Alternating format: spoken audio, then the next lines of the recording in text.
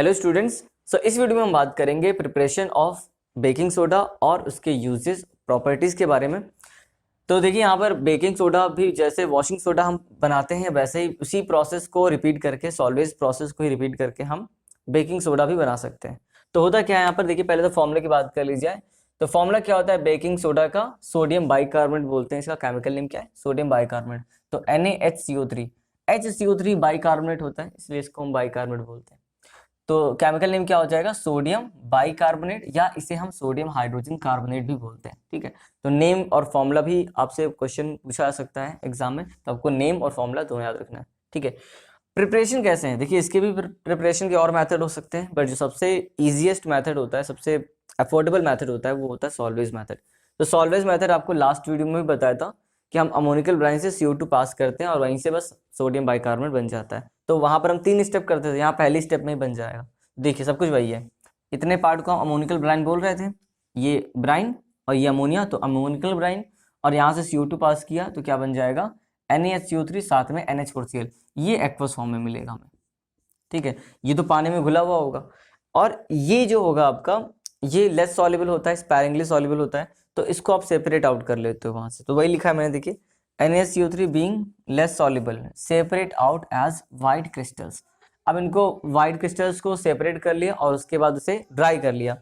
तो यहाँ पे प्रॉपर्टीज की अगर हम बात करें तो यहाँ तक बस प्रिपरेशन तो इतना ही लिखना है हमें, इसमें और ज्यादा कुछ एक्स्ट्रा नहीं है। तो यहाँ पर अगर हम प्रॉपर्टीज की बात करें तो अ वाइट क्रिस्टलाइन सॉलिड, ठीक है, हैविंग एल्कलाइन टेस्ट, एल्कलाइन मतलब बेसिक नेचर का होगा। अगर आप इसका सॉल्यूशन बनाओगे तो यहाँ पर आप देख भी सकते हो, मैंने ऐसे बताया हो आपको, फिर भी आप देख लीजिए। NaH अगर CO3 को अगर हम वाटर में डिसॉल्व करेंगे तो यहाँ पे क्या बनेगा? NaOH साथ में H2CO3। ठीक है, तो ये तो वीक है और ये स्ट्रांग है, तो किसका ओवरऑल हमें इफेक्ट देखने को मिलेगा?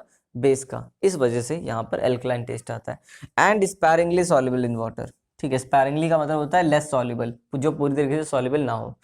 ठीक है, बट इसकी सॉल्युबिलिटी को इंक्रीज कर सकते हो आप इंक्रीजिंग द टेम्परेचर। वही लिखा मैंने, it's solubility can be increased on increasing the temperature. ठीक है, जो सबसे इंपॉर्टेंट पार्ट है इस टॉपिक का, वो इसके यूजेस है। तो जैसा मैंने आपको बताया, सोडियम बाइकार्बोनेट के यूजेस बहुत इंपॉर्टेंट हैं, तो वहां पे मैंने कुछ यूजेस लिखे हैं। एक्चुअली 2 ही यूज हैं यहाँ पे। पहला तो देखिए लिखा हुआ है, it is used as antacid. ठीक है, एंटासिड वो होते हैं जो एसिडिटी के अगेंस्ट वर्क करते हैं। ठीक है, जैसे मिल्क ऑफ मैग्नीशिया वर्क करता है, वैसे इसको भी आप यूज कर सकते हो।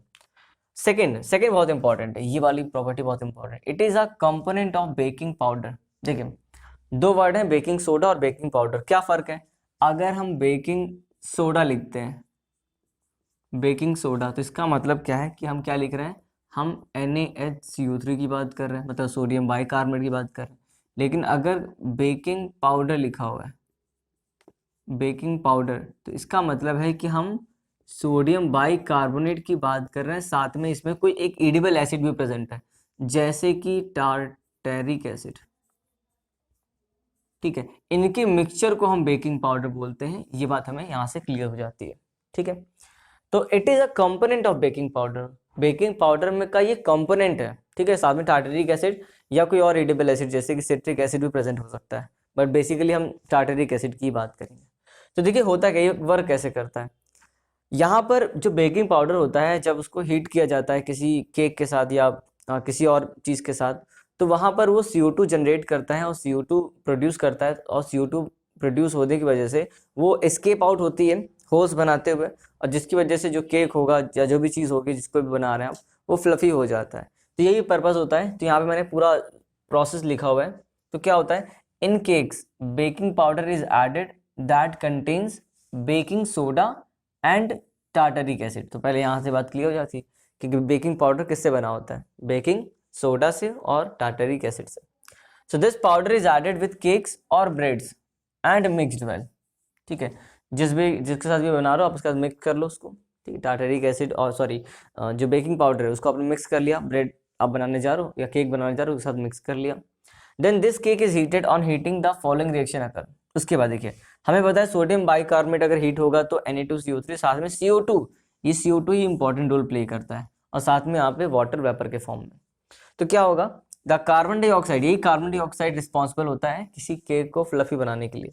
So the carbon dioxide so produced being volatile escapes out and makes the holes ठीक है, makes the cake fluffy but the cake becomes bitter, ये इंपॉर्टेंट बात है। ये काम तो होगा, मतलब आपका फ्लफी वाला काम तो हो जाएगा, लेकिन जो केक होगा बिटर हो जाएगा, क्योंकि यहाँ पर एक बेस आ जाएगा, और बेस तो बिटर टेस्ट के होते हैं। Na2CO3 ये बेसिक होता है, और इस बेसिक की वजह से, बेस की वजह से यहाँ पर बिटरनेस आ जाएगी।